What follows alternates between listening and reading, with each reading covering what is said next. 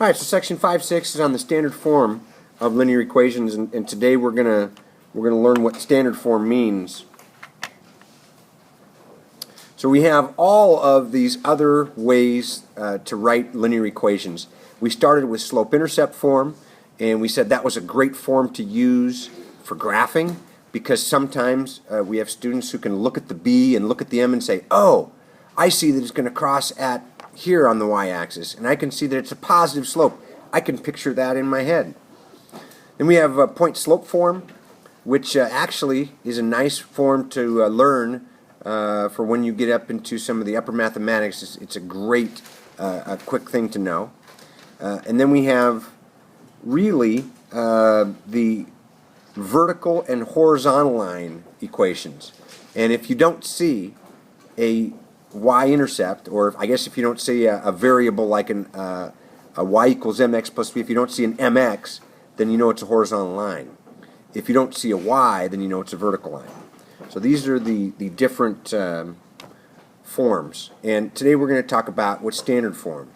Now standard form is used quite often when you're solving systems. Most of the time you'll see the problems written in standard form because it's the easiest way to tackle a system of equations.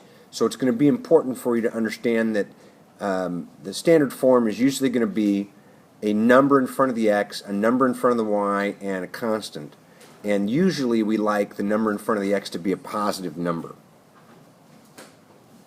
At the bottom there you can see it says it's acceptable to have fractions in standard form, but you're going to note that a lot of times in this section they're going to say, can you put this in standard form with integer coefficients?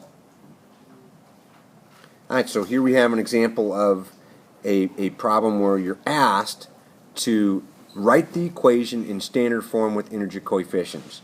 So the first thing we're going to do here is we're going to get rid of the fraction.